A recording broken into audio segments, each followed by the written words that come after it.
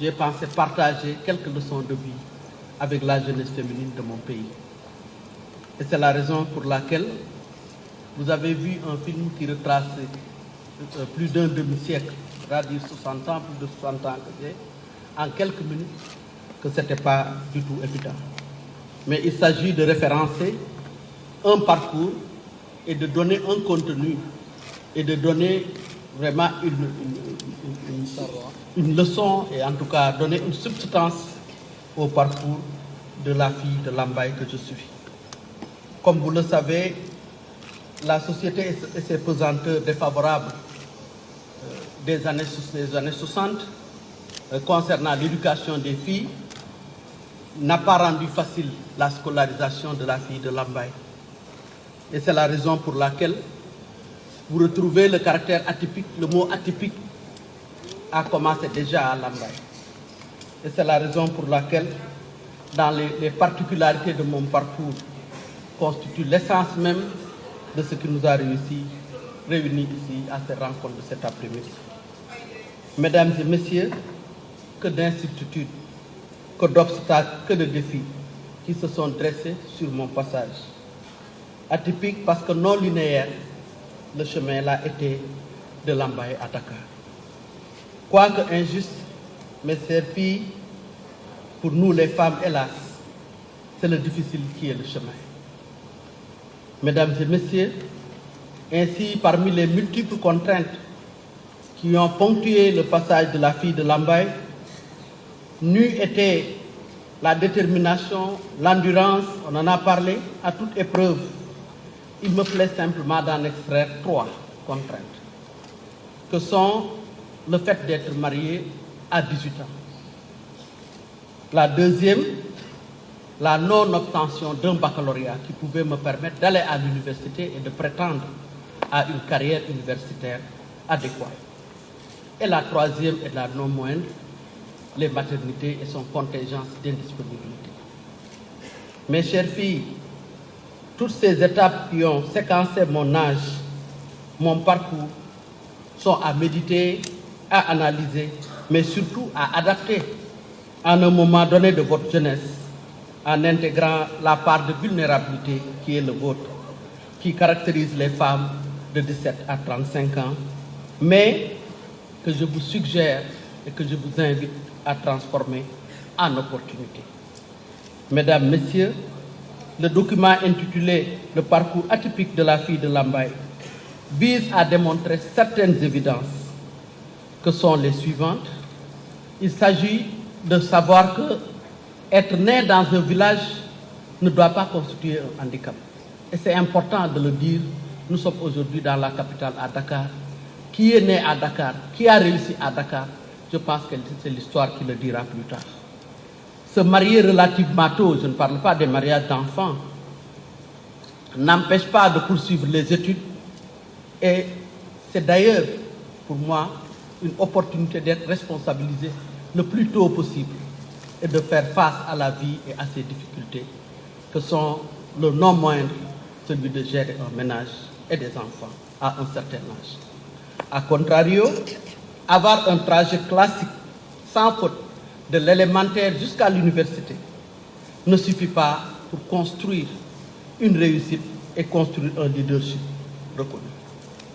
Mesdames et messieurs, loin de chercher à auto-glorifier ma personne, j'ai accepté l'offre de me soumettre à ce film, ce livre, pour aller en croisade contre la déperdition des success stories des femmes. Aller en croisade contre la déperdition du succès des femmes veut dire s'arrêter sur leur réussite et documenter leur trajet en Afrique, parce qu'elles sont en train de partir une à une sans laisser de traces. Combien sont-elles dans le film et qui sont déjà décédées, Madame la Présidente, et qui sont parties avec leurs secrets, qui sont parties avec leur parcours, qui sont parties avec leurs connaissances, qui sont partis avec leurs leçons de vie. Et c'est justement à cause de ça que j'ai accepté de me soumettre à ce film pour mettre en évidence, à travers le document, certains des enseignements que seule la vie nous apprend qu'on ne prend pas à l'école, qu'on ne prend pas à l'université. Et sur ce, je voudrais dire que par rapport à ce qui se passe dans notre pays, nous avons besoin de moyens d'oralité, Madame la Présidente. Il nous faut commencer à documenter, il nous faut commencer à écrire, il nous faut commencer à illustrer tout ce que les bonnes femmes, de 4 heures du matin à minuit, réalisent comme prouesse et qui s'en va une à une, qui s'envole comme ça sans qu'on ne puisse demain, il y a 30 ans, il y a 100 ans, dire que voilà la génération des Khalifa Tal et produire d'autres Aminata Touré parmi les filles que vous êtes dans la salle. Produire d'autres Khalifa Tal, produire d'autres Anta Touré, produire d'autres Ndioro Ndiaye, que je remercie, ma sœur qui est absente du pays et qui s'est fait représenter par mon amie et ma copine, Madame Anna Ndiaye, et parce que c'est elle qui a préparé le livre. Et elle a tout aussi, grandement et avec éloquence, écrit ce qu'elle a dit dans le film, parce que nos familles se sont mélangées depuis fort longtemps.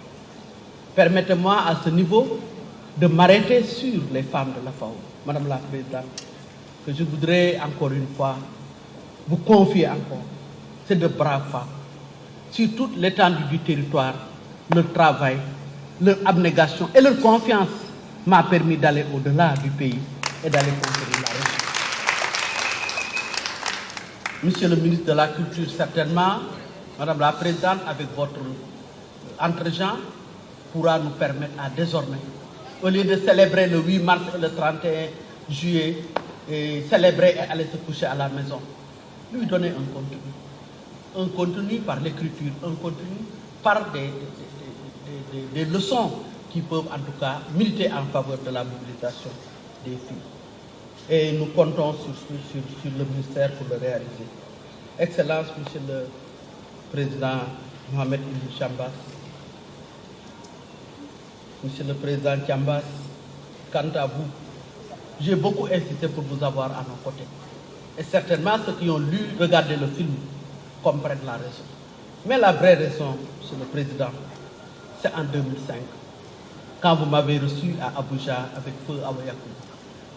Et la FAO était en détresse, en péril même. Et vous avez pesé de tout votre poids et usé de vos relations pour dire non, on ne va pas laisser mourir la FAO. Et vous avez tout fait pour nous permettre de nous réunir en 2005 et de recommencer en faisant à FAO une ONG régionale, devenue forte et respectée grâce à vous, Monsieur le Président.